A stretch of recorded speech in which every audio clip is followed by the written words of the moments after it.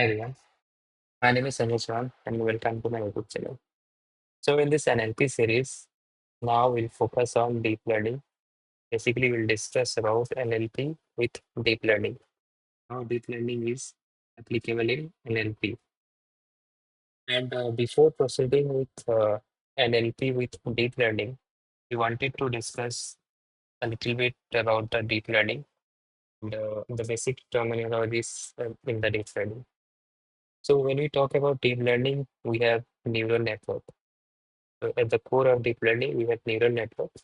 So we'll look into what is a neural network, what are the components of neural networks in this video. So this is a very simple neural networks we have here. Here we are having one neuron. So this is a neuron, or it's also called node. And these are the inputs. Inputs are represented with x1, x2, and so on. So these are the inputs. We are providing the inputs, or we are feeding the inputs to the neuron, and the neuron is producing some kind of output, which we are saying y hat. And we see a connection between the input and the neuron.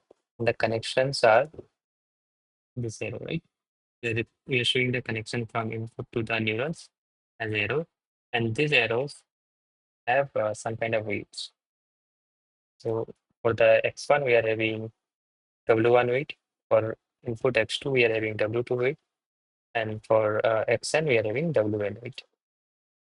So these weights are the parameters that the neural network will learn while training. These weights represent the strength of the connections.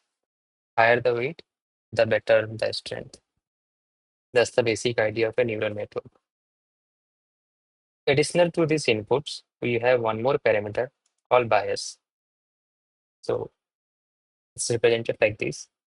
So we'll have bias term along with the weights here. Basically, if you represent the input value as 1, okay, whatever the inputs are from the data set, we'll have one more input where the value is 1. And in the weights, we'll have the term B. B is for bias. So this bias gives flexibility to this neural network model, which helps in creating a complex model with flexibility. So we'll not go deep into this, but basically you need to understand that apart from the weights, we have a term called bias. And how the how the neural network, how the neuron will produce, how the neuron will consume this information, whatever we are having, like x1 to xn, then the weights, how will the neuron or neural network will consume this information? So here in the neuron, we see that we have two terms. One is sigma or summation, and another one is f. It's for function. So first we do the summation, and then we apply the function over the summation. So what are we summing here? We sum the multiplication of the input with its weight. So we'll multiply x1 and w1, and then x2 and w2, and so on. We'll sum those terms. So if you see, it will be something like this. The summation will be w1 x1 plus w2 x2 plus wn xn plus the term b. For b, we are multiplying with 1, so it will be b only. So this is what happening in the summation. After we have done the summation, we'll apply the function. So this function will produce the output. After the applying the function, we'll get some output. And this function is called activation function. Okay. F is activation function, and some examples of activation functions are Sigmoid, Tanh, and ReLU. ReLU is the ReLU is relatively newer than Sigmoid and Tanh, and it's more popular than the others. So now we'll see like how the output is calculated. So basically, we know that we are doing the summation here. So W1 x1 plus W2 x2 and so on. And we are passing the summation through a function f. This can be written as f and in bracket summation of w and x, wx plus b. So this is the mathematical expression of this neuron.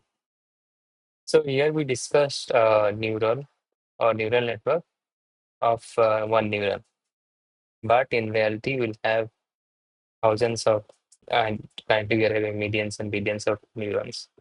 The weights and the input are represented with vectors.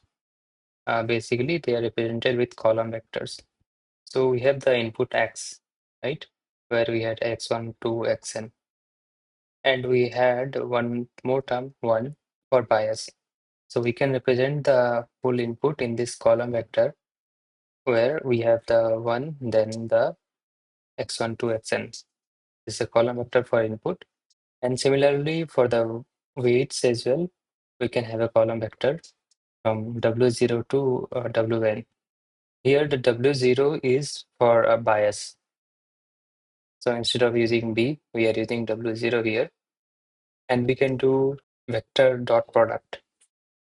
Okay, so we do dot product W dot X. So which will be W transpose X. And if we expand this, it will be something like this. W0 plus W1 X1 plus W2 X2 plus so on Wn Xn. And this is the actual expression that we saw in the neural network, right? So this is how it is carried out, and it can be shortened like this: sum of wi xi from I equals to 0 to n. Here we are taking care of the bias term as well for when we are using W0, because W0 corresponds to bias, and for x0 we are having 1. So we know that the input are given, right? Inputs are given and these are present in the training data. So where do we get the weights? So the weights are the parameters that the model will learn in training phase. And initially the weights are initialized with random numbers. And as the training progresses, the weights are updated so that the predicted output is closer to the actual output. And through a technique called backpropagation, the weights are updated in iteration. So one step at a time, it will be updated. So now let's look into the activation functions. We have here we have four popular activation functions: Sigmoid, Tanh, ReLU, and leaky ReLU. So Sigmoid and Tanh are very old techniques. Here, Sigmoid is represented with sigma. So sigma z equals to 1 by 1 plus e to the power minus z. So this is the formula for the sigmoid function. And the sigmoid function converts any input in between 0 to 1. The output will be confined in the region of 0 to 1. So this is the plot of the sigmoid function. You can see it's going till it's starting from 0 and it's going up to 1. And the tanh function is here the symbol is wrong, but equals to e to the power z minus e to the power minus z divided by e to the power z plus e to the power minus z. So this is the tanh function formula. And the tanh function will convert the input in the range from -1 to 1. So whatever input you provide to tanh, the output will be confined in this range, -1 to 1. You can see in this plot, it's starting from -1 and it's going up till 1. And we have this ReLU function. ReLU is like this. So ReLU of z equals to z, where z is greater than 0, otherwise it's 0. So basically, if the input is greater than 0, then the output is going to be the same as the input.